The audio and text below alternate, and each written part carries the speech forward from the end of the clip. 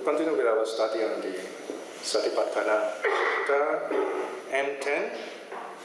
This is found in this special volume, Satipatthana Sutta. Okay? That is SD 13. We have been looking at the nature of the four focuses of mindfulness, Satipatthana, and today we will focus on the what's called the body-based meditation. At the back, you'll notice there is a simple diagram there. The four focuses of mindfulness. Another way of looking at them, if we can look at them as four types of meditation, if you like. These four focuses are also, if you're a beginner, you should see them as stages in your meditation. And then later on, when you are adept, when you are good in it, especially when you can attain deep concentration, even jhana, then you see these four aspects on a higher level, deeper level, in other words. For example, now we see the body is made up of five senses. But as our meditation becomes deeper, when we look at this body, we see it differently. But differently here means closer to reality. You begin to see the body as being impermanent. And you also begin to understand what is impermanent as unsatisfactory. And you begin to understand what is impermanent and unsatisfactory also to have no self. That's how you build up your understanding of the three universal characteristics. This is called a gradual training, right? You don't say suddenly, oh yes, I'm going to realize non-self and that's it. You go through, in a sense, gentle stages. Whether you like it or not, the stages are there. The knowledge are fitting together in your mind. Then one day, you realize, yes, this is it. The realization appears to be sudden. It's just like a durian. Suddenly in the night you hear something drop, and the bang, something drops. But that durian took a long time, took months to ripen. So this is the understanding what's called the gradual path. So the four focuses of mindfulness are quite natural in their sequence. What do we do when we meditate? We start by watching the body, right? So we have body-based meditation. We sit down quietly, our posture, make sure it's correct, right? So we sit in the proper way first, body-based meditation. Then we watch the breath. The breath also is a body-based meditation. And then we do walking meditation, right? In fact, if you look at the headings here in the sutta, you see what constitutes body-based meditation.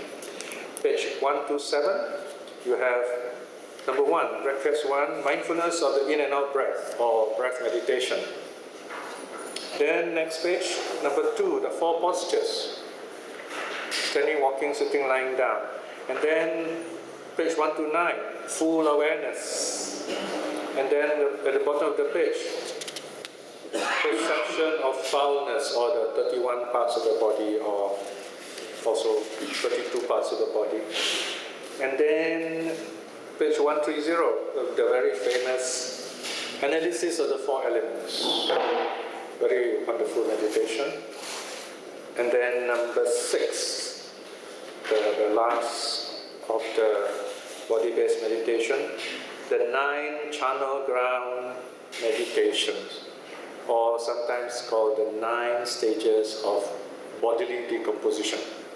Okay, we're going to look at them today as time permits. Right? Last week we already looked at breath meditation. The last lesson, right? Any questions about the breath meditation? Clear enough so far? The breath meditation is a really wonderful, very beautiful, very effective, and wonderful meditation. Why? Number 1, historically, it's the most important meditation because the Buddha used it and became enlightened or awakened. Right? And not only that, the Buddha also used breath meditation when he was only 7 years old. So this shows that even a 7-year-old kid, intelligent, calm kid, or an average 7-year-old kid, is able to do breath meditation. It's a safe and simple meditation. This is not to say everyone can do it, because sometimes normal Singaporean 7-year-old kid might not be able to do it if he's hyperactive, But with proper guidance, it's possible. Proper guidance. The child Siddhartha, 7 years old, he was already a prodigy. I mean, in India you have this very long tradition of spirituality, right? And we don't have that in Singapore. We are just beginning. We are just starting this very deep mental tradition. Now we need this kind of tradition. Every society must have this tradition of stillness. If you like this, you're going to be a pathological society. You're going to have a real problematic society. You're going to have more and more IMH, mental health institutes. So you need this safe place for the mind. Of course, people call it an alternative way of life. Alternative in the sense you get away from your normal routine. You just want to be at peace with yourself. Do we provide that sort of space? In Singapore, very difficult because, as you know, this country is small and become more crowded. But this is what meditation does. Meditation creates inner space. Breath meditation creates inner space. One of the new students, yesterday told me, he says, I love meditation. I especially love these jungle places. He says, wow, it's a Bukit Timah, it's a very nice place. He wants to go up the hill and meditate there. I say, what if you don't have Bukit Timah? What if you don't have a forest to meditate? I say, meditation, yeah, of course, you have a nice place, wonderful. But number one, it's very important to get proper instructions in meditation. If you can find an ideal place, good. Otherwise, find the right time, the best place you can get. Then once you sit down, you close your eyes, that place becomes the forest. The place around you becomes a place of stillness. Because once you know your meditation, wherever you go, you bring along that stillness with you. And there is the beautiful parable of the tortoise and turtle, remember? This turtle, the Buddha says, when he sees a jackal coming, will pull in all his forelimbs and the head also, go right into the shell. 4 limbs, 4 legs, plus head, 5. These are the 5 senses. So the tortoise pulls in the head and the 4 legs. We shut down the 5 senses, so to speak. Not because they're bad, not at all. We want to focus on the mind. Some teachers may say, meditation, you can do it anytime. It's a moment-to-moment thing, which is also right. But here, the idea is we don't want to be distracted by the 5 senses. The 5 senses are very demanding. So we just want to shut them down for a while because we want to clear the mind. So the tortoise is a beautiful example of a meditator. We give the 5 senses a rest for a while. Then the parable goes that there is this jackal, like a fox-like creature. He comes and sniffs around the turtle or the tortoise and he cannot find any way of killing this tortoise or tearing it apart because it's all closed down. So that's like Mara, or that's like our thoughts trying to distract us. It comes and then it goes away, it doesn't disturb us. Right? So wherever we are, we let us carry this shell of peace around us, like an aura of peace. So wherever you go, you bring peace. And sometimes, if you use loving kindness, then you can extend this aura. You can extend this peacefulness. Then more people, when they come into this aura of peacefulness, they feel a connection with you. That is why in meditation, you find sometimes you can't meditate, even though the teacher is leading you, because this teacher is not very calm. The calmness of the teacher is very important in meditation. The teacher is not just there to tell you step 1, step 2, step 3. You might as well use the recorder for that. The teacher is there to show you, okay, this is how you are peaceful. Okay, you see me, you see, that's how you should sit. And then the voice also tones down. And then as you reach towards the end, you find the teacher will talk less. If the teacher gives a long lecture throughout the meditation, you can't meditate. So you must know when to give enough instructions, when to keep quiet, and then when to end the meditation. Basically, he's there to instill some sense of peacefulness in you. And after you do this long enough, you also can sense the peacefulness. Then you find you can do it yourself. And this tradition of stillness is a very healing tradition. It's something you must never lose. If you lose this, then you have to deal with mental issues. That is why Buddhism is so vital today. The Westerners are so keen about meditation. They are not so keen about rituals. You see, the difference between meditation and rituals is very clear. It's even simple if you like. Ritual, you just do a certain set of actions. And then the action finish, you may or may not feel good about it. But then you tend to forget about everything. The ritual once is over. Whereas meditation is cumulative.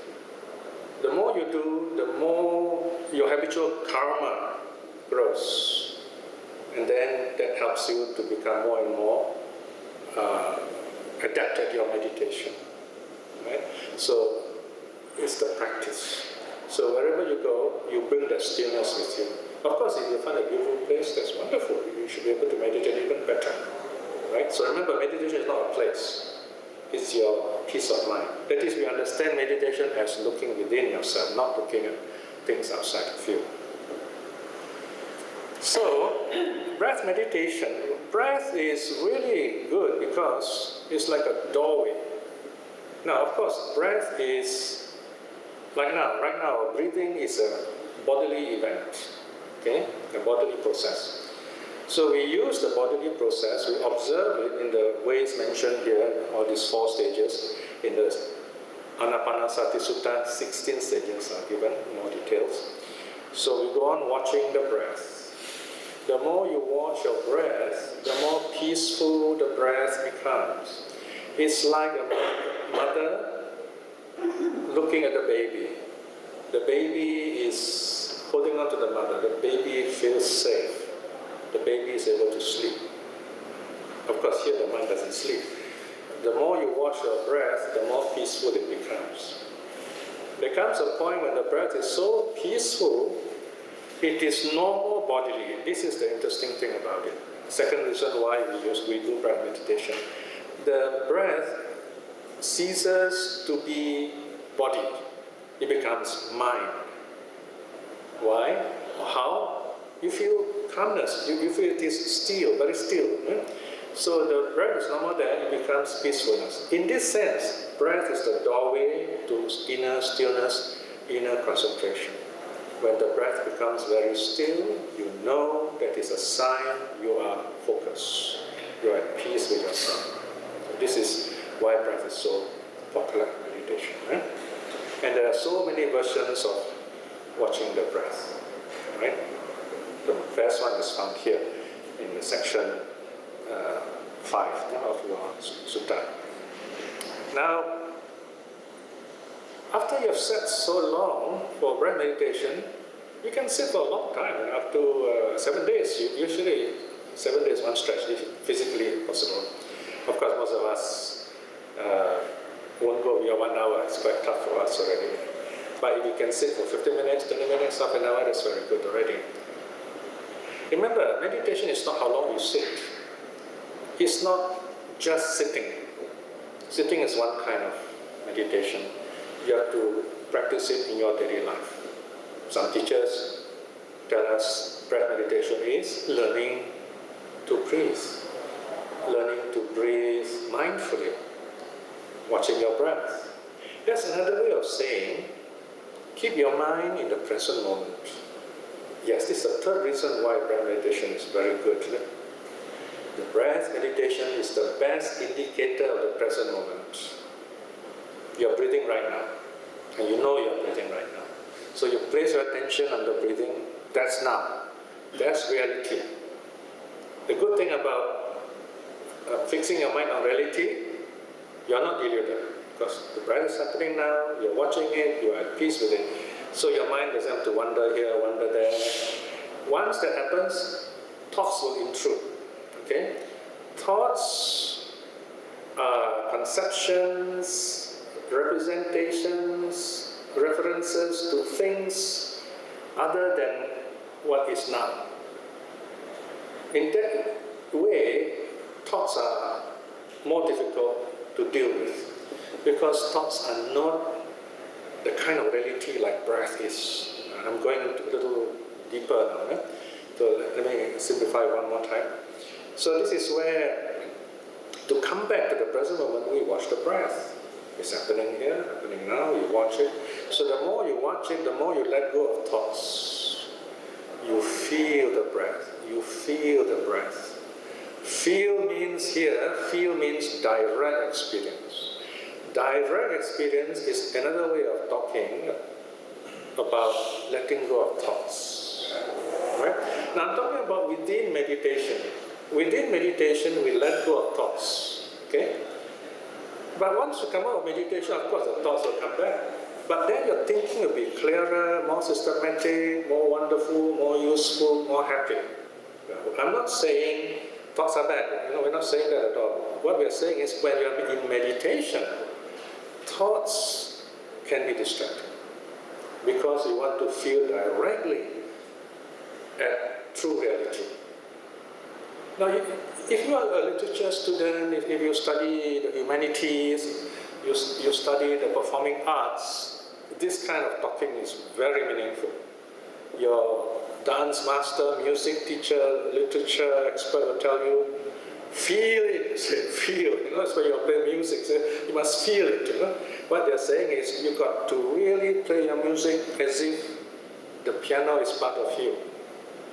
They're not two separate things. Here again, we're talking about meditation. If the musician thinks that here I am and here's the piano, two separate things, you won't be a good musician. So to the expert pianist, the piano is an extension of his mind. The painter, the expert painter, the paint and the brush and the canvas are extension of his mind. It's no more become a separate thing. Then you see a oneness there. Right? Well, these are principles of meditation. Of course, even these people, they do get into some kind of meditative state, but it is a worldly kind of state. So they may feel upset when they lose it. They might not even know how it really works. Whereas proper spiritual meditation, you never feel upset about it. It's always a good feeling. And the goodness is cumulative. Right? So, but then the body cannot take it all the time because the body is physical. If you sit too long, the body gets tired. Because the body is, everything is in motion within the body. You stand too long also, you get tired. You walk too long, also you get tired. You lie down too long, also you get tired. So we have to change our postures. These are the 4 postures, humanly possible. So if you look at the section 6 on page 128, furthermore, bhikshus, a monk, meaning a meditator, while walking understands, I walk. Or you can use a continuous tense, walking. This is what's happening now, walking. In fact, it's better not to use I. This is just a translation. If you're actually meditating, you can say walk or walking. There is just this event. There's no I behind the event. There's no essence behind the event. There's just this walking, this process of walking. At first you use words. But once you become really good in your meditation, it's so natural, you don't need words anymore. You know it is walking. Again here, this music analogy is very helpful. If you are first time you're playing music, you read all those notes, so you say, oh, this is E, this is G, B, D, F, You have to learn the notes and read them. But as you become better, you find you just look, you just scan the notes and your fingers just run and play music. So also when you meditate, at first, you have to watch the breath, you have to label it, you notice the thoughts coming, you have to smile at it, or say let go, you have to almost like prepare yourself for all these things. Oh, this is fine, you must do this, in order to get used to it. But after a while, you find it becomes more and more natural. That's what we should wait for. But you cannot force yourself to be natural. It will just happen. One day you wake up and say, oh, this is easy. And then naturally you just feel the peacefulness of your breath. This is the result of constant practice. This is called virya, effort. You just put in the effort, then it becomes natural, spontaneous. Right? So at first you say yes, walking. But after a while, when you're walking, your mind is there, noticing the processes of walking. Your mind is there, it doesn't run here, run there. We say walking because we're telling the mind, stay here, in this process of walking. Okay? Again, you can go to details, The modern meditation teacher will tell you, oh, there's so many stages in the walking, observe this, lifting, pushing, lowering, stepping, sometimes you can go up to 7 steps or a little more. But it's enough to, have 3 or 4 stages. For example, even 2 stages also can for a beginner. For example, lifting, stepping, lifting, stepping. Although we say the words, the foot is lifting and then stepping, what we are doing is we are putting the mind where the action is.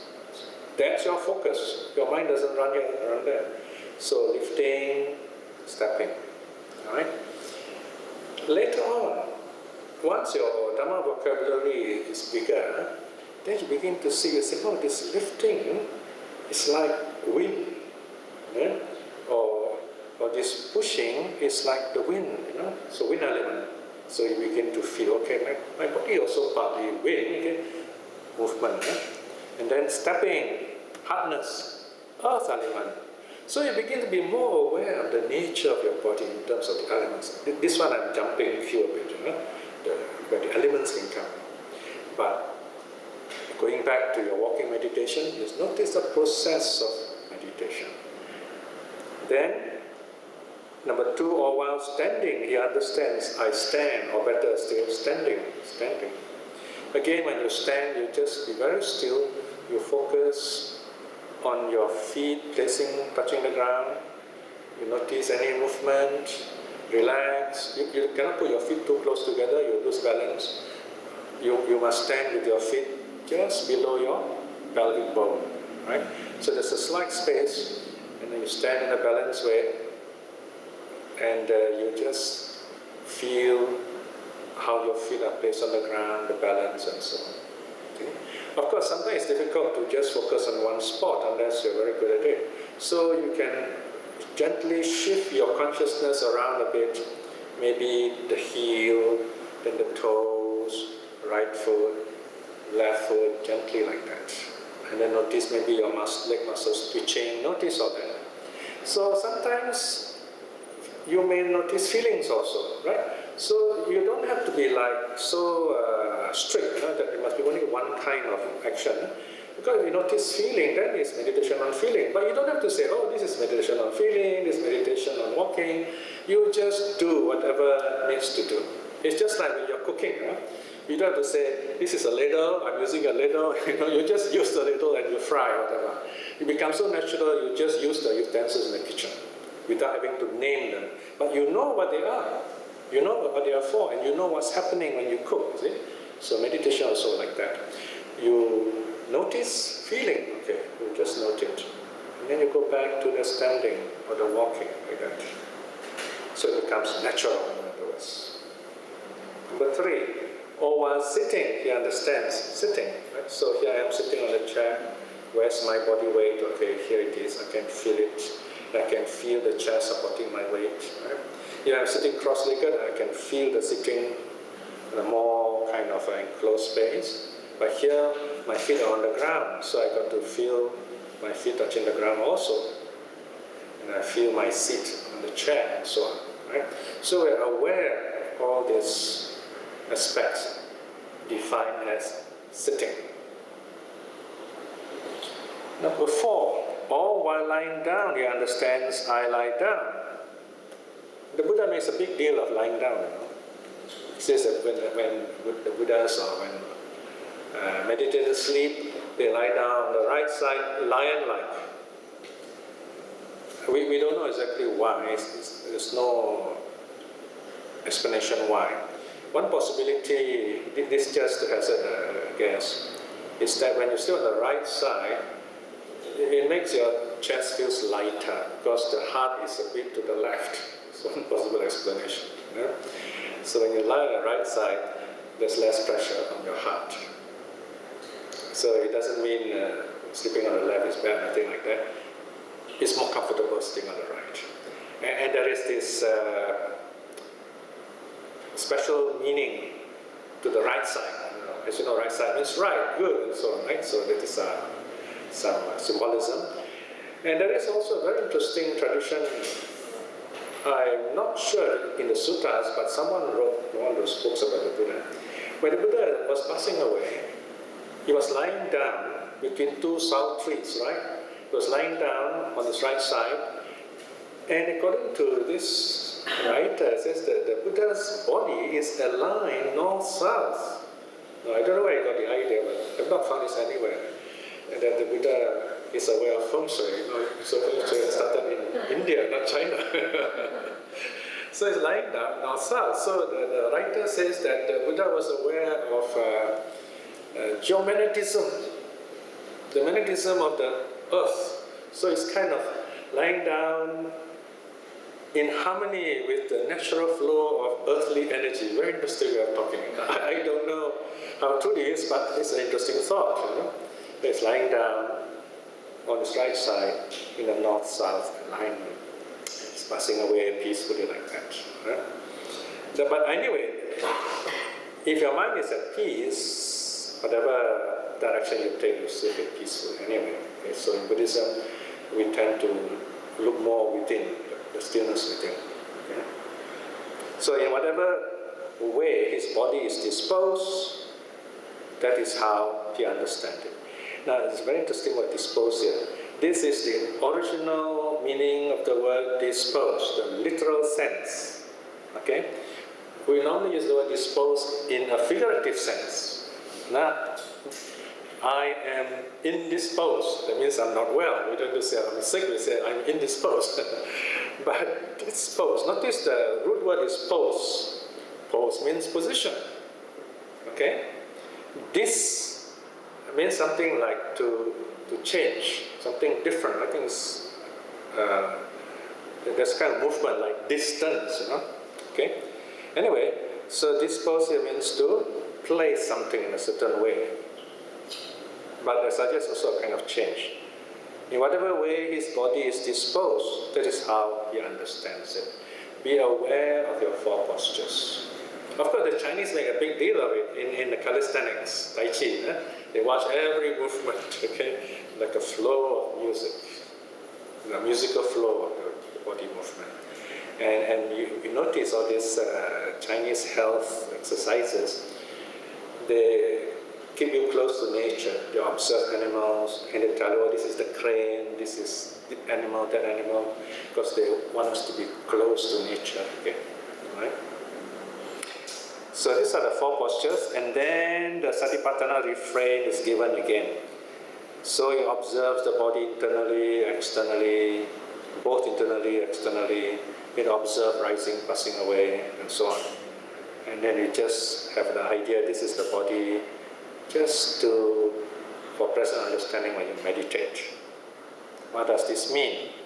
A very simple answer would be, as you watch your 4 postures, something will arise, something will happen. Suddenly you might feel, everything's impermanent, look at my posture, it's all shifting, So you notice arising, passing away, arising and passing away like that, right? So be prepared, anytime, any of these practices, this so-called vipassana, the modern meditators like to use the vipassana insight, this insight may arise at any point. Meditation is not like, okay, you do your meditation, at the end of it, you get some insight. It's not that kind of syllabus-like experience. It can happen anytime. Ananda is a very good example. He is famous for one very unique quality. He's one of those monks, I think he's the only monk that I know, who awakened, became an arahat in none of these four postures. How do you do that? How do you awaken in none of these four postures? Neither walking, nor standing, nor sitting, nor lying down. Okay, so the Buddha has passed away. Ananda was so devout to the Buddha, so devoted, there's a sense of connection, a sense of worldly love. So much so that he stuck with stream winning. He couldn't go beyond stream winning, not even once returned. But he's such a devoted servant of the Buddha. Stream winner. So after the Buddha passed away, in a sense you might say that the first bodhisattva after the Buddha would be Ananda. In a sense, he sacrificed his arahathood to serve the Buddha. So once the Buddha passed away, Ananda was free to do his own practice. So he tried very hard to meditate. And these 499 arahats already assembled in the seven-leaf cave, Satipatthana cave for the council. So there's one empty seat reserved for Ananda. But still he hasn't come yet. He was meditating, trying very hard, waiting for awakening. So nothing happened. So mindfully he was going to sleep, he was going to rest. So he just bending down, one hand on the bed, one foot off the ground, he's going to lie down, go to sleep. And then zap, he got it. He got enlightened in that precarious, non-position. Neither walking, sitting, standing, or lying down. He got it just like that. Because he was mindful, that's why. So if you're mindful, it can happen in any of these four stages or in between. It's possible. So this is a lesson for us, We should not be too rigid in meditation. The joy, the peace, the realization can come anytime. In meditation, we open up our hearts, our minds, to let peace come. Okay? And there are many other stories about this kind. It's very exciting story how people get enlightened, the saints get enlightened. I will relate them as we go along in context. Okay, any questions on this number 2, 4 postures?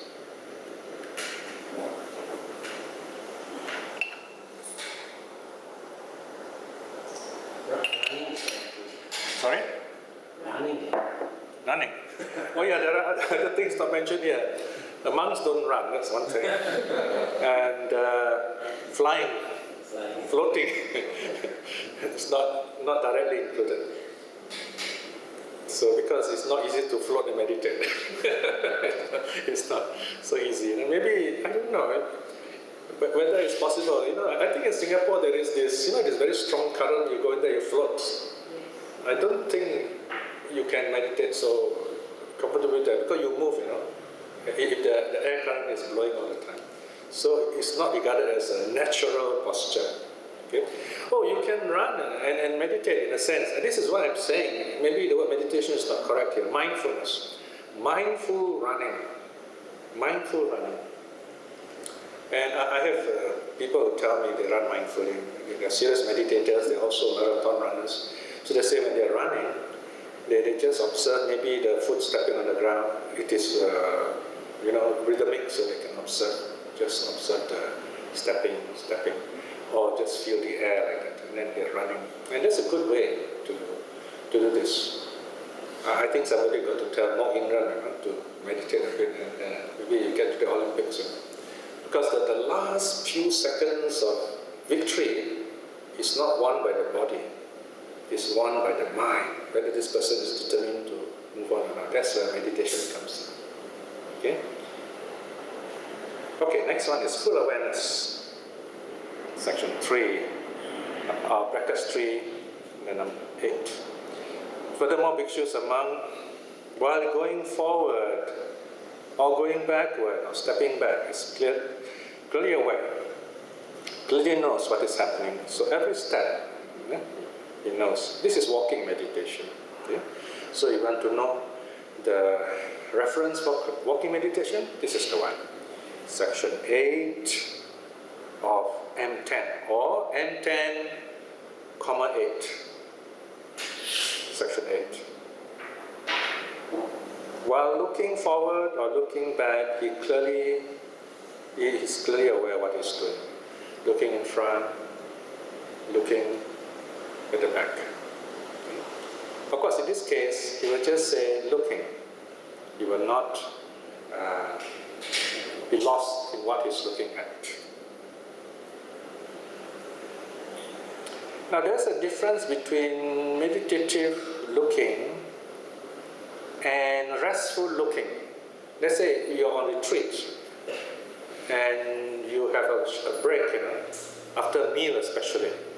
So you're walking, especially in the open air, really nice. You go in the mountains. After meals, you just go into the garden, very nice and cool. There are trees and plants there, so you just observe, look at them, just feel the presence of the plants. You're not exactly meditating, but you're mindful, so you're aware and you feel the peacefulness of all these things. Of course, you can just stand there and say, okay, just looking. But you do see all these things, and they give you a sense of beauty. This is another thing we often forget in meditation. I like to talk of meditation. In fact, I find I can talk about many things in meditation. In the most important things in Buddhism, in 2 words: truth, beauty. Truth and beauty. Instead of talking about samatha vipassana, instead of talking about calmness and wisdom, we can talk about truth and beauty. A lot of people can connect better. For example, when you meditate and you become very calm, you feel peaceful, you feel joyful. You feel joyful. That is beautiful. That's beauty. Right? You say this is a beautiful feeling. And then your mind becomes very clear. You read the sutta so clear to you. You see them, everything connecting. We're getting more and more people doing proofreading of the suttas. And after that, they write back and say, I never knew the suttas are so wonderful. Of course, I didn't tell them I sent them the simple suttas first. Because straight away, when I sent them the Anapanasati Sutta or Satipatthana Sutta, they would say, my goodness, it's so long. I sent them the short and happy suttas first, and then build the momentum up, And then after that, once their interest deepens, they want something more heavy, And then slowly they say, wow, this sutta is really wonderful. So you can sense their joy and enthusiasm, So some of them, there's one of them, every day he sends back the proofread article. It's amazing, very fast. There is a foreigner, could read the proof very fast. So I had to slow down the sending back so they don't do too fast, they can burn out. That's because sometimes it's so joyful, you just want to know more, right? So if you do meditation, this ability to apprehend things are more keen. Okay? You can learn faster, in other words. I can tell you in the future, if the government is wise, they will make it a rule students should meditate. Then you see, but the purpose is more to get good results, okay? That is a worldly kind of purpose, But the good purpose of meditation, if children start early and you don't force them to meditate, it becomes like a natural habit, then the tendency for them to be stressful is much less. And hopefully that will happen, especially in Singapore. Okay. 3, while bending, stretching, he's clearly aware of what he's doing. That means what? When you're exercising, mindful exercise, right? We have that, the Chinese tradition, right? Calisthenics, Tai Chi. So here, in other words, whatever you're doing, mindfully do it. One reason is because the monks are not, if they hurt themselves, it's going to be very difficult. They're living alone in the forest, so they're going to be mindful of every action they're doing. But that's the least problem, The idea is to keep your mind on an even keel of mindfulness. So when they're bending, stretching, they're mindful. You're watching everything. And in this way also you become more aware of your body. Right? So if you don't feel well, you know what to do. You begin to be aware of your body. Okay, next one. While eating, drinking, chewing, tasting, he's clearly aware what he's doing. Of course, I mean, it would be rather strange if the monk is eating like someone in the pub, you know? So he'll be eating mindfully also. So he'll be chewing. One reason is because a monk has, in a sense, he has to eat what he's given. Of course, he doesn't have to eat everything. There are some basic guidelines given to him. For example, maybe there's a lot of food in the bowl. He looks at the bowl and he thinks, one thing he doesn't do is he doesn't say, okay, wow, today I have chicken, I have rice, and I have fish, okay, I'll eat rice and chicken. He doesn't plan like that. But one of the things, if he's really a serious forest monk, he'll mix everything up. Okay, and usually, traditionally, these householders or lay people will give them food that's already fragmented. So they just mix it up and then eat it like that. Without saying, oh, this is fish, this is meat, this is whatever. They just eat it. It's food, that's all. So they mix it up. On the other hand, if they look at the bowl, they think there's too much food, then they may separate it. You know? They may just say, okay, I only eat this portion. Then the other portion, if there's no one around, then they just put it one side in the forest where animals can eat. So this is one of the things they might do. Okay? So eating mindfully means knowing how much you will need. Right? And there are also a couple of suttas which talk about how to cut down on your weight. The Buddha taught King Pasenadi how to diet, you know. And something familiar here, it is in this sutta where the teaching is given, you got to sense, you know, how many more mouthfuls, between 1 to 4 more mouthfuls. If I take between 1 to 4 more mouthfuls, I'm going to feel full, then I have to stop now. So you don't stop eating when you're full. You stop eating just before you feel full. And the word nimitta is used there, very interesting. Nimitta. Nimitta, we often know the meaning as a meditation sign, but nimitta simply means sign. So in this case, it is a mental sign.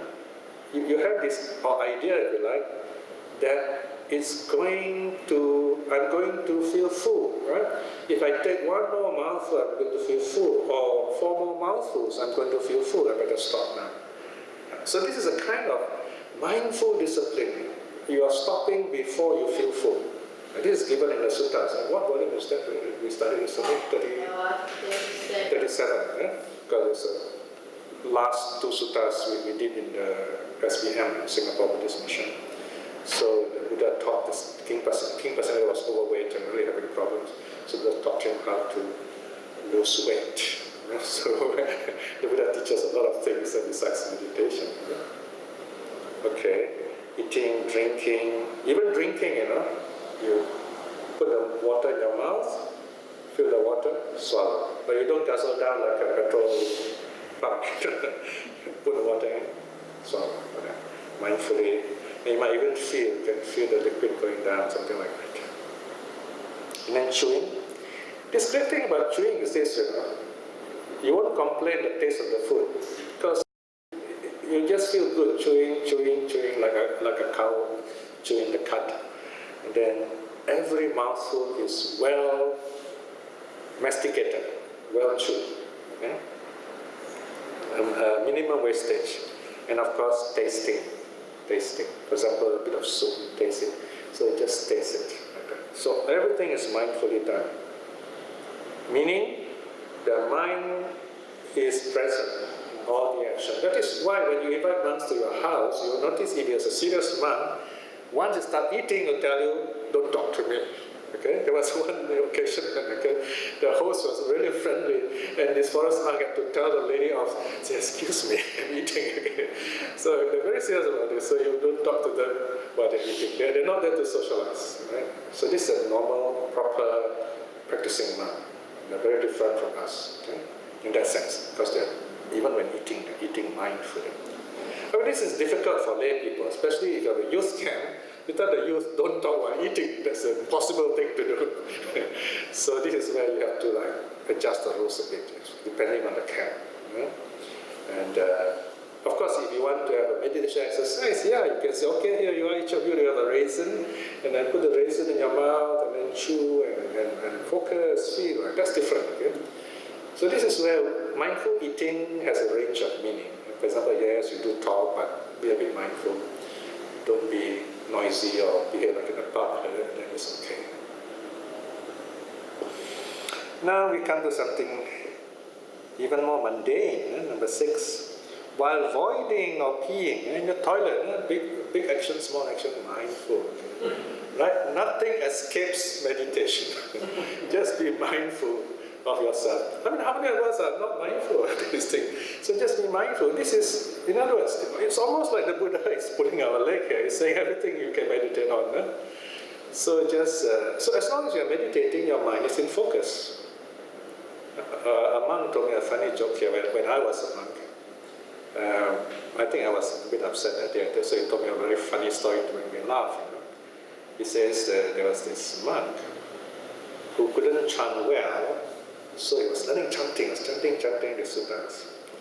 And even in the toilet he was chanting the sutta. He was practicing, making sure he would remember the chant. And the story went that Mara appeared to him, to frighten him in the toilet. Mara said, "Why are you chanting here? This is a dirty place, you're chanting the sacred words." After Mara is not interested in the place dirty or clean. He just doesn't want the monk to memorize the suttas, So this monk had presence of mind. Of course, he got terrified, So he said a very special prayer. He said, "Oh, please go away, don't disturb me, okay?" But Mara still persists. So finally he said, "Okay, since you're so persistent, what I chant, I send my loving kindness to all beings. So may all that I chant, may it rise to the heavens and please the gods. Whatever goes down goes to you." Mara was so fed up and disappeared. It is meant to be a joke. It's not really a very helpful story anyway. It's one of my monk memories, if you like. It is very funny monk. So anyway, the idea here is to be mindful of even your natural processes. So nothing escapes meditation. The last one is tricky, number 7. While walking, standing, sitting, asleep, awake, talking, remaining silent, he is clearly aware of what he's doing. This last one is almost like a summary of everything. Right? Walking, standing, sitting. Notice all this already been mentioned. Right? And then the next pair, asleep, awake. Now this one's a bit tricky, asleep, awake. How do you sleep mindfully and awake mindfully? I mean, it's very hard to sleep mindfully. You won't fall asleep, Right? I mean, this is a normal understanding, right? Of course, the very deep meditators will tell you they actually can sleep mindfully. And the Buddha is known to often talk about sleeping mindfully. But the way the Buddha describes is very interesting. I think there's something to learn there. The Buddha says, when I lie down to sleep, I would tell myself, okay, I'm going to wake up at a certain time. And he will do that. It's very interesting to hear. Say, okay, I will sleep for so many hours, and then I rest mindfully. I suppose we can take that as one explanation. When you lie down to sleep, especially on retreat, you got to get up at 5 a.m. or 4 a.m. or in Burma maybe 3 a.m. So you get to tell yourself, okay, I'm going to get up at 4 a.m. So you lie down, you input the message, you tell yourself 4 a.m. Then you lie down, you go to sleep. That's one meaning, very simple meaning of sleeping mindfully. Another meaning which I often tell my clients and students, especially those who can't sleep, is to do simple, very, very simple utterance of loving kindness words. May I be well, may I be happy, or we can repeat a few times better still. Make it boring. Boring is what? You're so focused you fall asleep. Or, my own practice is I choose the most common mantra, the most universal mantra that we all know. What is that? Namo Tassa. Everyone knows Namo Tassa. So I use that wonderful mantra. Okay? Some people, they like some unknown secret mantras, but I tell you, Namo Tassa is a very good mantra. So if I can't stay, I just say Namo Tassa Bhagavato Arahato Samma Sambuddhassa. I focus carefully to every syllable that I say. And then I fall asleep. That's one way. Another way is I can recite it. At the same time, after that, do loving kindness. Okay? So just say 2-3 times, or maybe 3-4 times, and then you fall asleep. That's also sleeping mindfully. Why? We do not think too much, because thinking keeps you awake.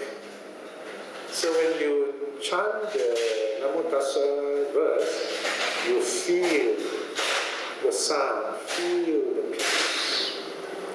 And then you say, may all beings be well and happy, you feel the loving kindness, you're feeling. Okay? So that's another meaning of sleeping mindfully. But on the deeper level, people who can attain jhanas or very deep, apparently even when they sleep, there's a sense of, when the moment they come out of it, they can look back and they know how they are sleeping. Of course, if they're in jhana, they won't be thinking, see? But here they come out with, they look back, then they more or less reflect, okay, this is how I slept. Okay? So, and then waking up also, they wake up mindfully. Right? They wake up mindfully. In other words, the moment they open their eyes, then they sit up, they get up. They don't take like a long time to wake up. So the young people, they take a long time to wake up. So the meditators, they wake up very easily. And this is good health. Of course, this shows great peace of mind, health, and so on. So if you can do this, it's wonderful. But you must not make this a ritual. Remember, ritual is different. Ritual means you're forcing to do it. It must be natural. Right? Natural practice, not ritualistic practice. Now again, this is not to say all rituals are bad. For example, we bow down 3 times before a shrine. It's a ritual. But if the ritual is done mindfully, and you're aware of what you're doing, you're bowing down and you feel your body bending down, and you imagine yourself being humble, your head touching the ground. And why are you doing that? Because you're remembering this wonderful teacher called the Buddha, who's so wise, and then the Dharma, the Sangha, it's a great saint. Then the ritual becomes meaningful. It's normal, a ritual. Every time you do that, it is a kind of meditation. Okay? While talking also, we are mindful. Again here, like I said, in an ordinary person, it's not that simple. But if you meditate regularly, it's not difficult either. For example, if we say something, and then we can notice, okay, I'm going to say something, but this thing I'm going to say may not sound so good. So let me change the words a bit. So you might notice that you are quick to analyze. And in many ways, you can adjust what you're going to say. I think some radio stations, they have, I don't know what they call it, some technical term I do not know, where they have a few seconds where they can cut off that, this person is watching. The moment they see something which is cannot be broadcasted, you just press the button and say, okay, stop, we don't want this, a sort of censorship if you like. So if you're mindful, you can do that. You can adjust how you're going to say it so you won't, make people upset and so on. It's not easy, but it's possible. Or another way is, you have said something wrong. Then when you come out, when you finish the talk, then you look back and say, oh yeah, okay, I should have said this another way. Maybe it's better to say it this way. So you mindfully examine what you have said. So that also helps. Mindful talking. Even when remaining silent, because sometimes when we are silent, it does not mean that we are happy. Maybe we're very angry when we're silent, Or sometimes we can be silent in the meditation retreat, but then fear may arise, other thoughts may arise. So we just watch, mindful in that silence. If you feel joyful and peaceful, that's really wonderful, right? So this is where every moment of your waking life, even sleeping position, you are mindful. So everything is covered, so it's called full awareness. Okay, so that's another section. Any questions? Yeah. Yes? Being mindful of the thoughts. thoughts. Okay, we're coming to that. Yeah. But not today. Wait just a moment. You see, thoughts will be under number 3, mind, so probably next one. Yeah? It is focus number 3. We will deal with that. But sometimes I will mention it as if it is in context. Yes, sir. There are 2 points I thought I just mention. The first one is eating, chewing. Okay. This fellow called Piya Tan, he's a jolly good fellow in Buddha. He's written a book. And in the book he describes how he eats from whether it's very good food or very basic food. He tells you when you chew, think about the chewing and where the food comes from and all that. So that's quite good advice, I think. And the second thing about this chewing point is that sometimes you get invited to a dinner and the host orders live seafood. Usually I refrain from eating, but sometimes spicy, so make the host happy. What some people do is that when they're eating, they sort of self-apologize. I'm very sorry I eat you, this sort of thing. Okay. The second thing I wanted to comment on is this thing of talking. Talking, I find that generally, all of us in Singapore, a lot of people do a lot of idle talk. And I think the best example is just also this movie. So, the moment they are out of the room, they check all about nonsense. Yes. To me, it's nonsense because they're not talking about something related to your lesson. Yeah. They're talking about where to meet, bus stop. So, actually, I'm going to suggest to the committee. It's a long-term thing. How to promote a bit of silence. Mindfulness. Because this is not a coffee shop. When you come to the temple, you don't behave like you're in a coffee shop. Yeah. The moment you go out, you chatter. So already in that bungalow, I complained to the committee more than once. I said that I'm in there just doing my A lot of people chatter, one guy was using the handphone talking. So I told Wilson our staff to put up a sign, silence. Just now when I was there, people started talking. If you have a talk, please WhatsApp. I think, yes, this is called a kind of culture, mindful culture, mindfulness culture. For example, you go to some retreat center, you find people naturally are silent. And these are something, I think it's good if we can start this. Then they are aware, they come to a temple, they have that sense, we call it culture. I think somehow it has to be enforced gently also. So someone has to be there, in a sense, and gently tell them, can you please tone down, it is a place of mindfulness. So all these need to be taught. I'm happy to hear that, that is good. I hear a lot of these things. Sometimes I wish I could tell them, but then they won't come for my class, I think, to that. I've heard worse things. They say, I've gone to Genting and this and that, gambling and so on. I say, okay, you come to the temple once a week and you talk like that, and then they'd be rather strange. So mindful talk is important. It also helps you to, be internally prepare yourself for inner peace. So that's good. So we have to keep this mindful tradition alive. Okay, now we come to something a little heavy. Section 4, perception of foulness. Okay, this is the old name, perception of foulness.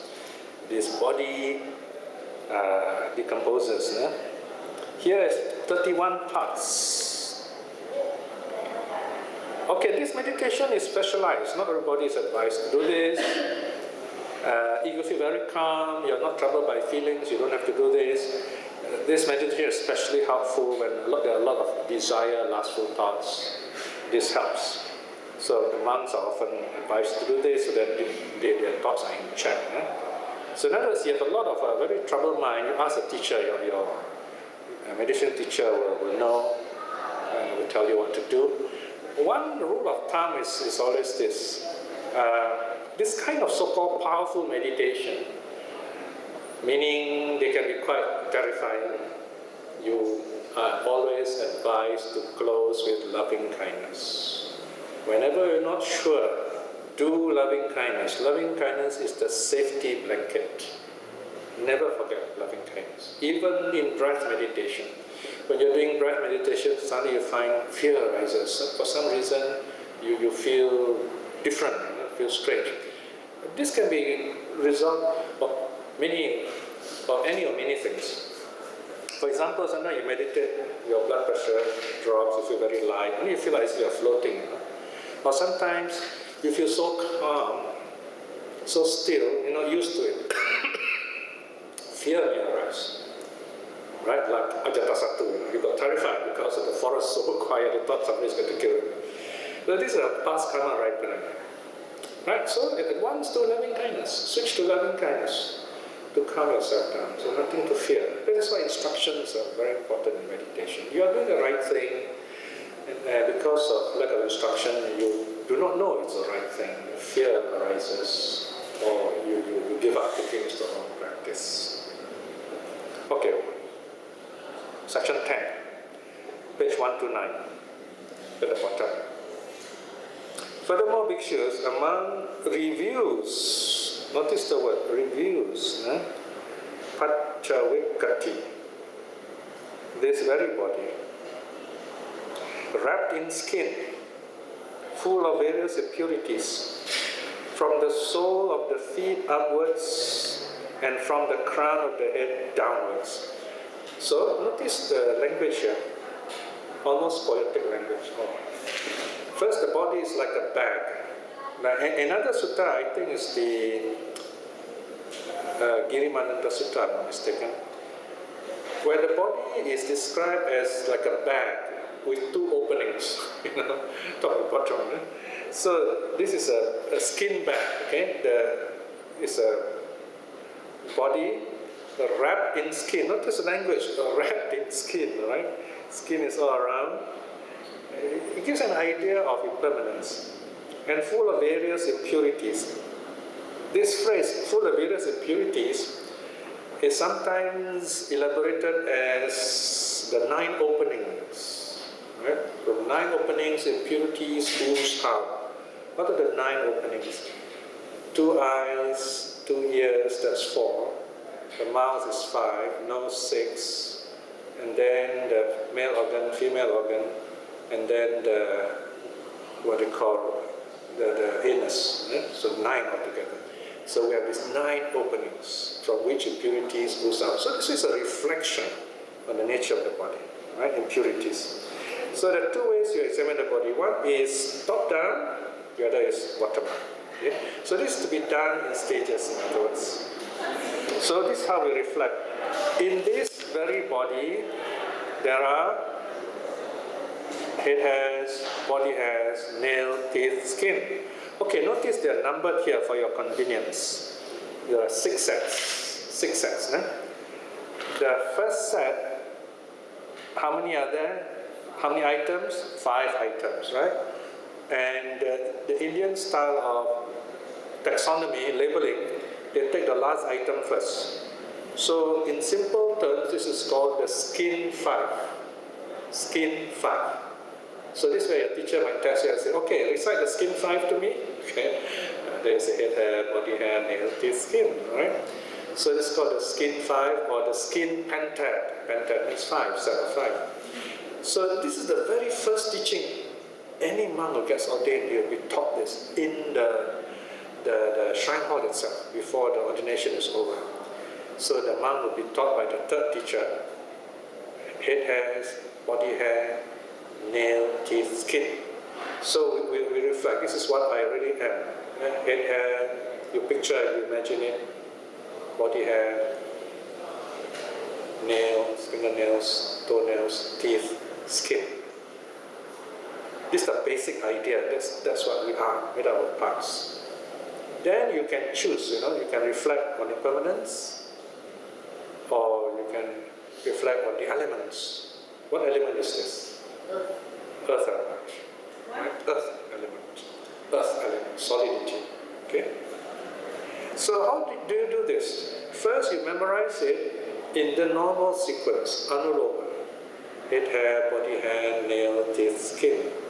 in a mindful way, not just chanting, you actually visualize them, you know what they are, the nature. And then once you spend 1 week just memorizing it in the normal sequence, head, hair, body, hair, nail, teeth, skin. Then if you master it, then the second week you reverse it. Skin, teeth, nails, body hairs, head hairs. Skin, teeth, nails, body hairs, head hairs, backwards. And then third week, forwards, backwards. Now you've heard of the expression to know something forwards and backwards, right? This is the one. Forwards, backwards. So until you're so good in this, you begin to notice the body parts. So this is one kind of meditation. The idea is to vary your meditation, make it interesting that you can sit longer. Okay?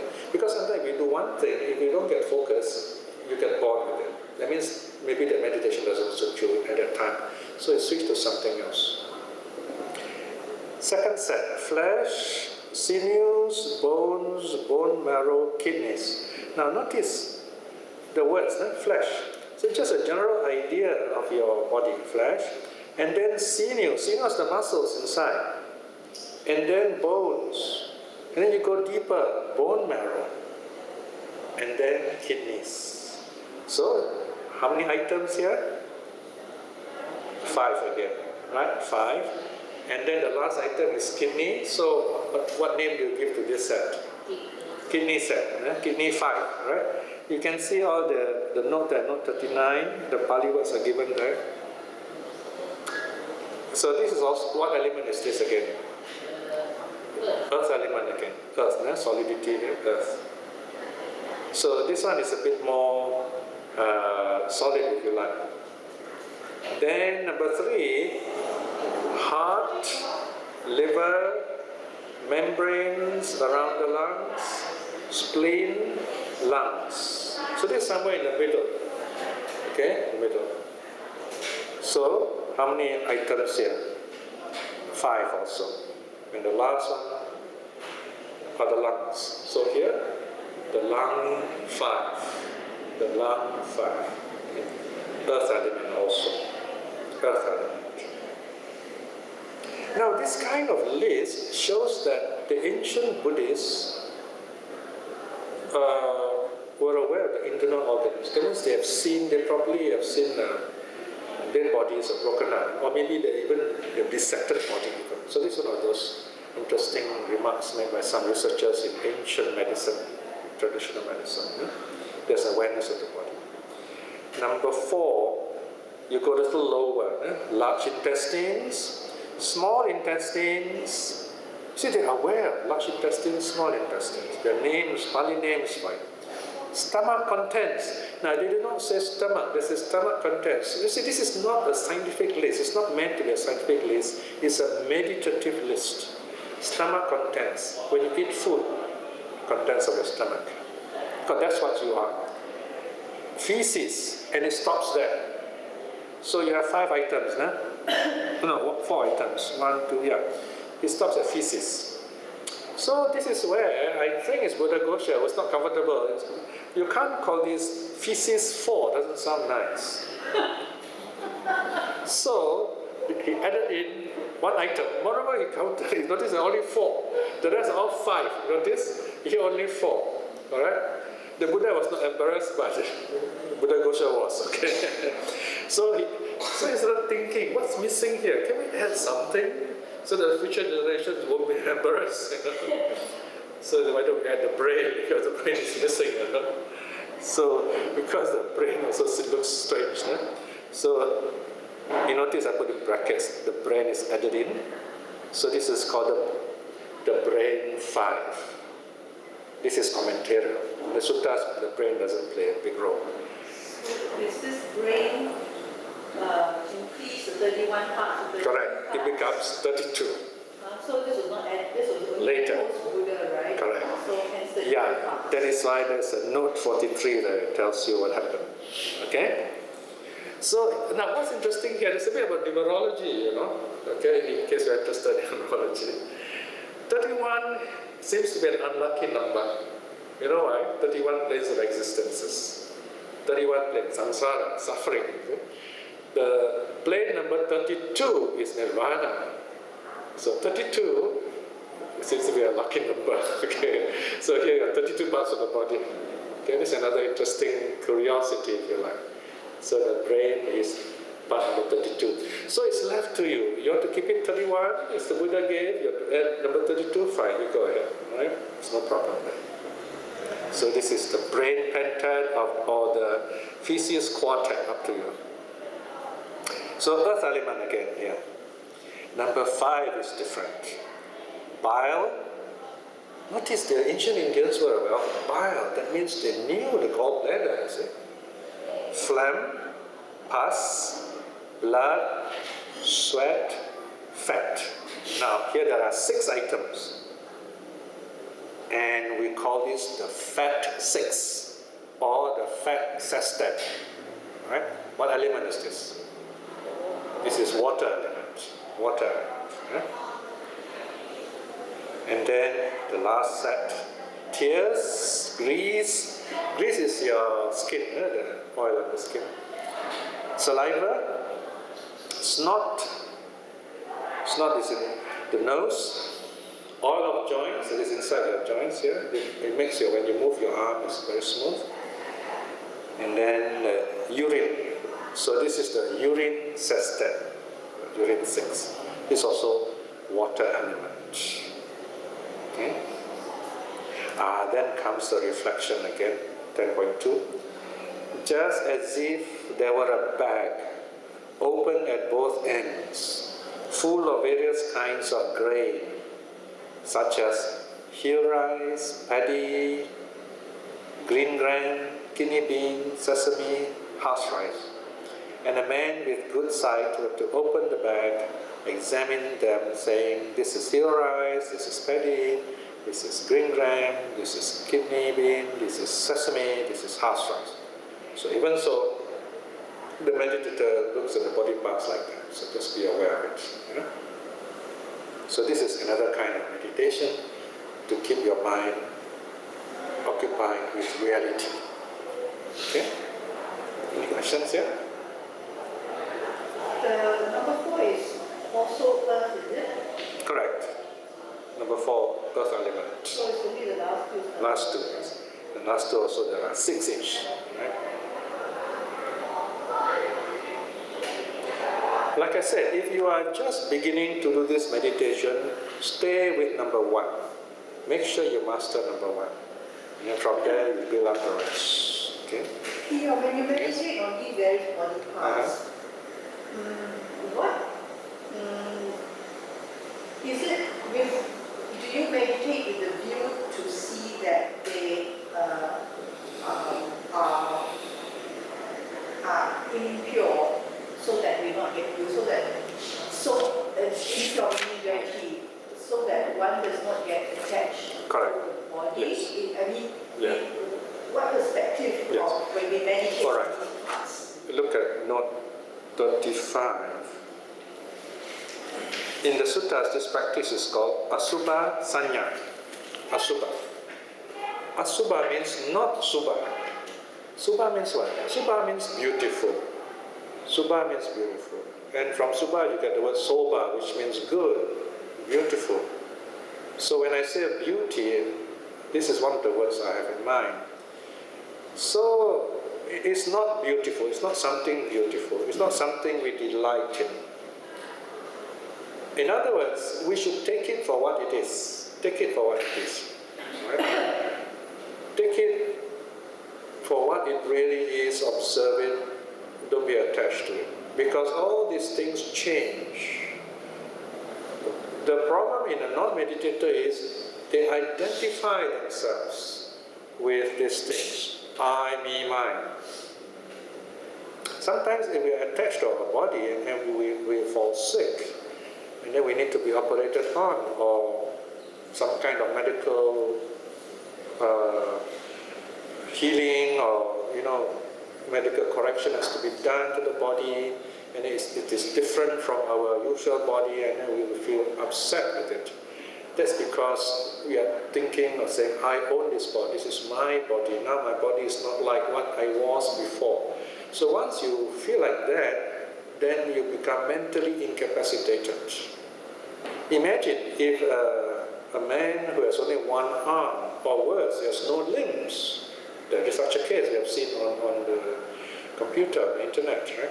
Can you imagine this person dwells on the fact, all the time he says, no, I got one arm missing, or I got no limbs. All the time he only dwells on this fact. It's a fact, but if he dwells on this fact, he will never grow beyond that limitation. It's not a wise reflection. So we do not dwell on our limitations. We should reflect on our potential, our ability to do good. That is why I keep saying, especially in terms of precepts, a lot of people feel guilty. They say, I'm not doing the precept. I broke this precept, that precept. They always think like that. That's not good. It's wrong. That's the opposite of Silanusati. Silanusati means you sati and you anusati. Anu means again and again. Remember, sati, to remember the precepts. That's one meaning. Okay? In other words, you mindfully tell yourself, don't break the precepts.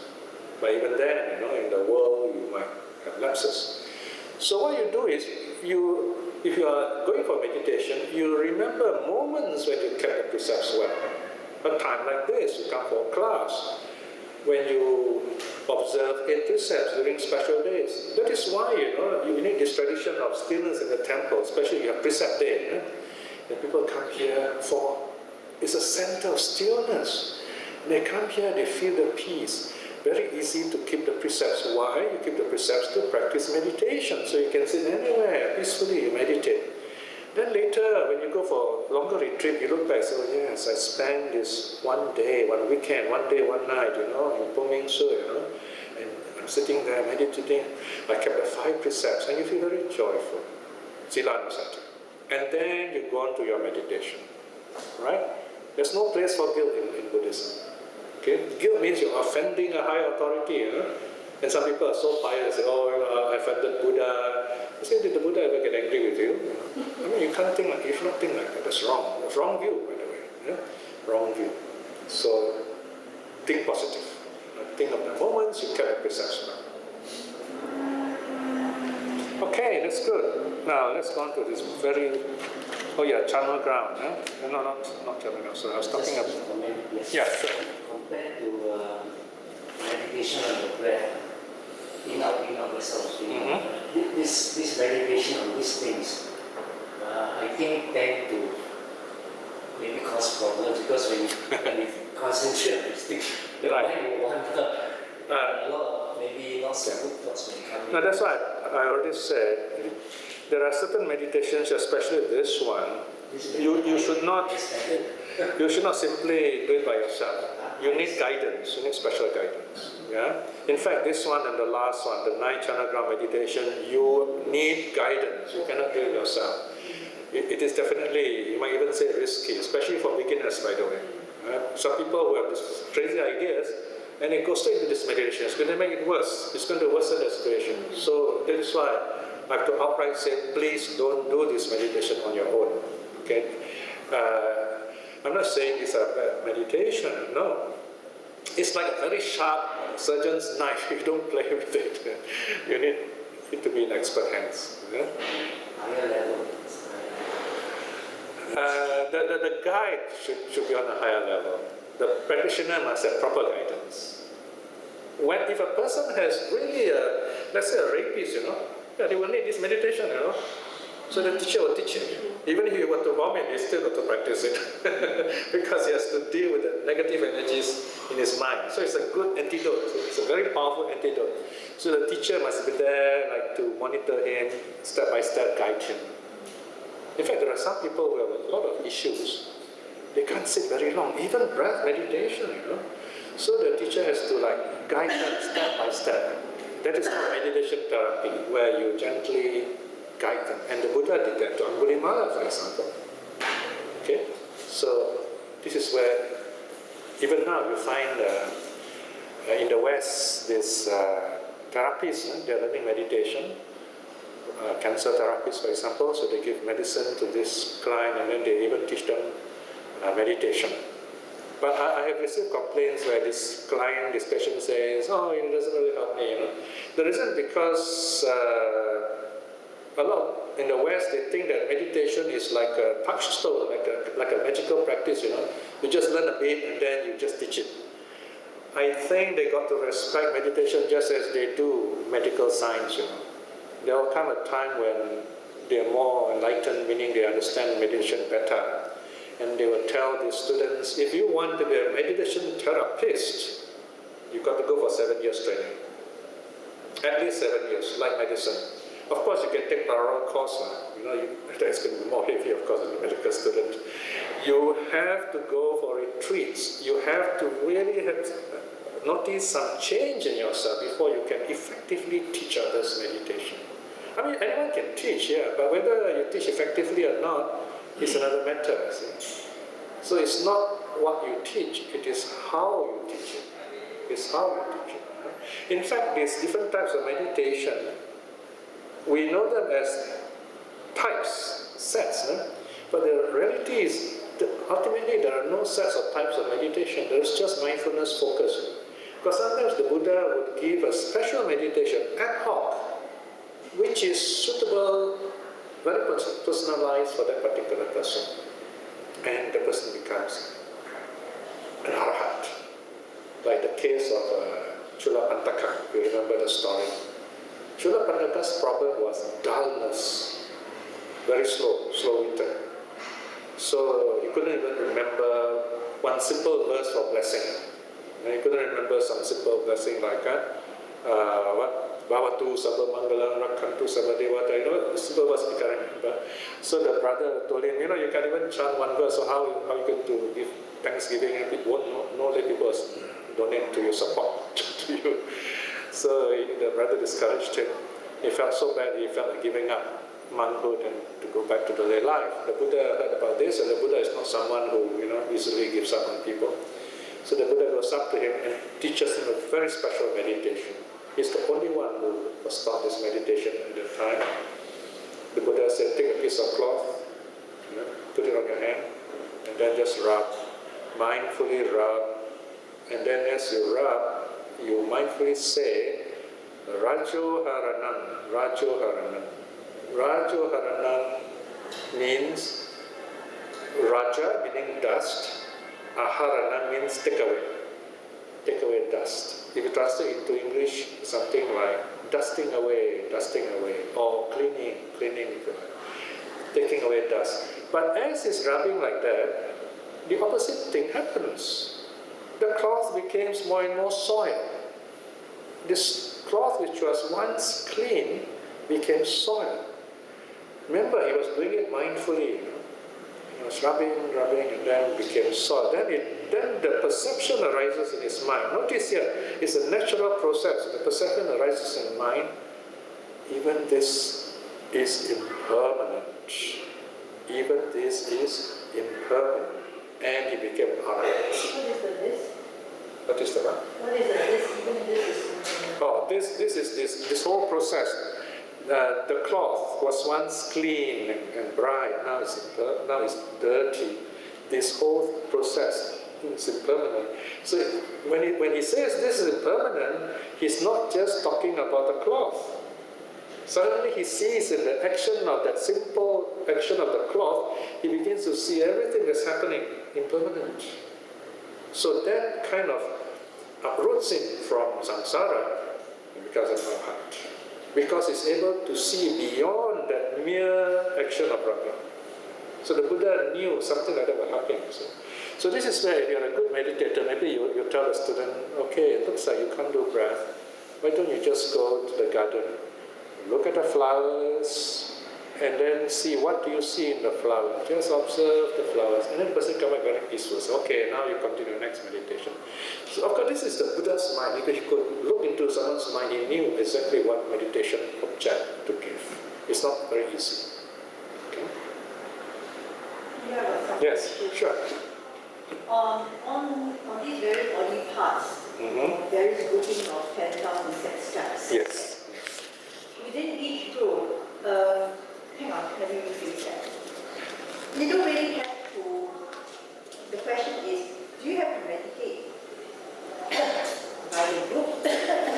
this one is it's more personal meditation, I think. Yeah. You're talking about number 10, right? The 31 parts of the body, you know? Yeah, and from one to Yeah. we have groups, right? Yeah.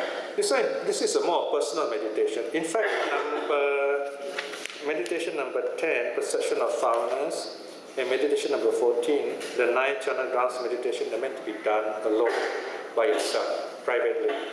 Okay? You don't normally do as a group. Oh, no, Yeah? sorry. Group meaning as, Or as a set, you mean? yes, As a set. when you meditate. Yeah. I mean what I'm saying is you don't have to Yes. meditate all the Yeah. parts in. There are variations. You can meditate as a whole. Yeah, or singly also You can. jump everywhere. Yeah. You don't have to meditate on head hairs, body hairs. You don't have to meditate in that Yeah. fashion, do you? No, you don't have to. But this is, if you want to do systematically, you are in a retreat, this is ideal. There is a story where this monk only used only one object. He used a teeth only. Teeth. Just a teeth. He was doing this practice very mindfully, so he was going on arms round. Even when doing arms round, he's still keeping the nimitta or the object in his mind. So he was walking mindfully to collect alms, and something was happening in another part of the village. Husband and wife were quarreling, and then his wife got very upset and ran off. Very upset, very angry, ran off, and the husband chasing after her.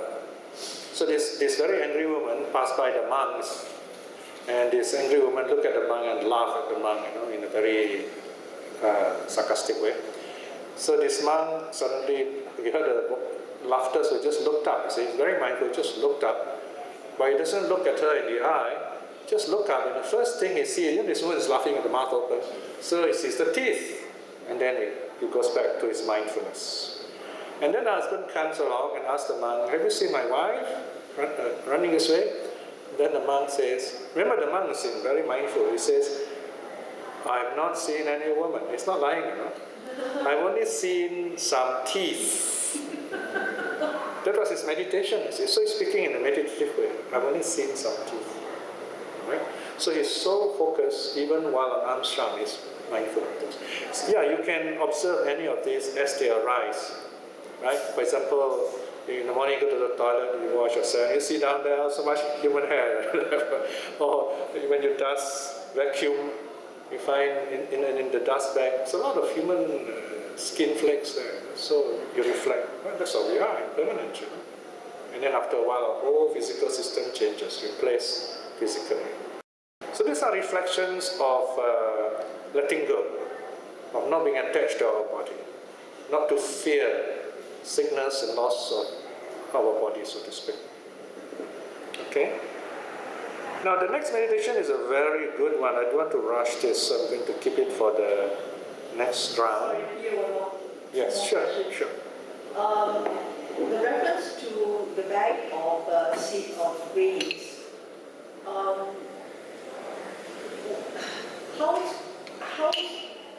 Why the reference to the bag of grains? To take this body, this is a kind of an imagery. The body is like a bag, okay, with beans inside. So this is, in other words, how are we going to practice it? So visualize the body like a container. Right? In other words, the idea is to distance yourself, not to own the body. Don't say, my body. It's just a body. This is nothing new, I mean, if you're a doctor, you go for medical training, you have to cut up a body. Imagine the first time you see a body. I mean, I can't do that, The student has to take a sharp knife and cut open the body. I mean, these young doctors are not to faint.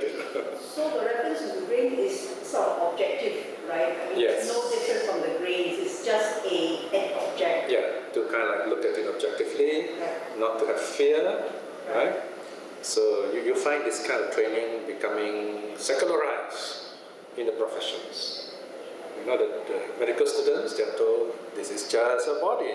They might, if they are Buddhists, they might mention it, say, look at this body, it's just a skin, around this body, there's no life in it, and you're just cutting open the back, or something like that. Huh? Just very quickly, at one of the retreats, we watched a video on a Dead body. or body parts, right? No. On the Bones. on the vivisection of a human body. Oh, okay. And it was very helpful because by watching it, you realize that these are just parts, Right, there's no right. self in it. Okay, my last question is, can you please tell me again what are the 9 openings? Two eyes, All right. 2 ears, one. That's the end.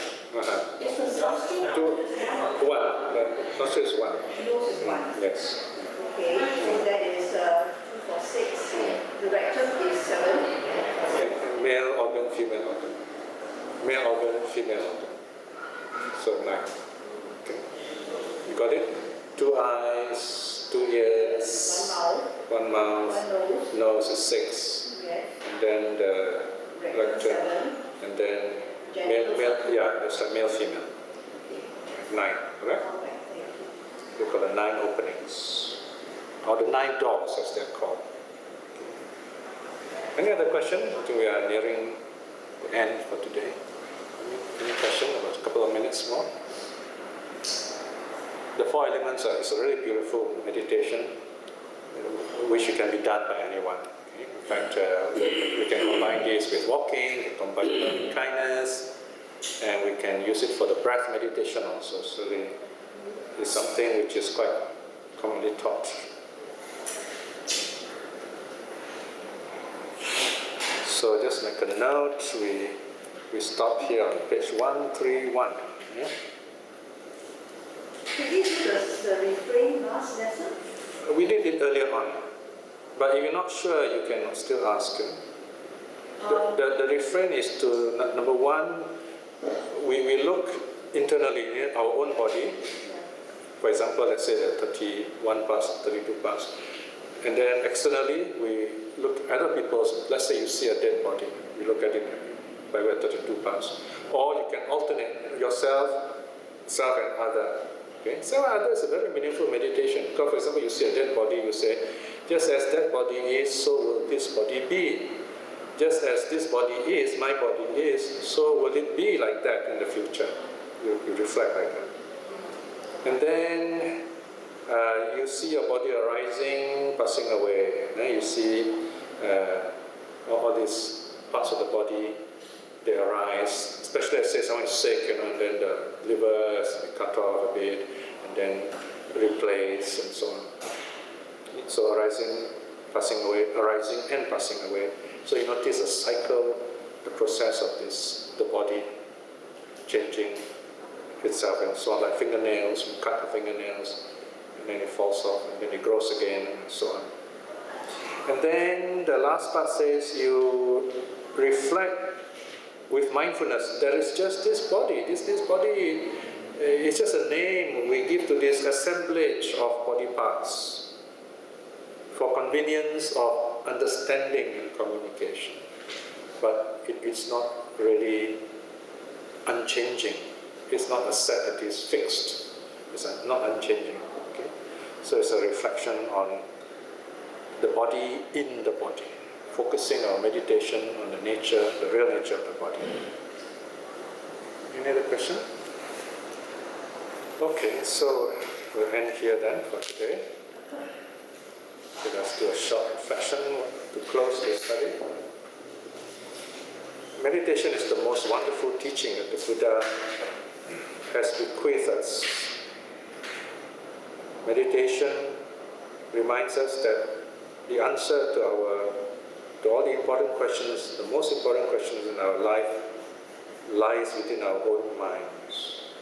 That we should be capable of finding the answers ourselves. Indeed, in Buddhism, we have to discover these answers ourselves, because the whole process is about us. So in this sense, Buddhism is a very natural teaching. It helps us to be aware of our person, and yet there is no person in the sense of something fixed. Everything is changing all the time. As we reflect in this way, this is reality, and therefore this is good karma if we reflect in this way. By the power of such good karma and many others we have done, may we be focused in our practices. May we find peace of mind, even here and now. by the power of all this goodness and many more, through our kindness, generosity, faith in the three jewels, or practice of the precepts and so on, may we attain spiritual liberation, especially stream winning in this life itself. At this point too, let us send out our loving kindness to all the beings here, especially the people who work very hard for this place. May this place be a place of peace and joy and learning. And also to all our relatives and friends, may they be well, may they be happy. And to those whom the Dharma have not touched, may they be touched by the Dharma with joy and wisdom. May all beings be well and happy. Sadhu, sadhu, sadhu.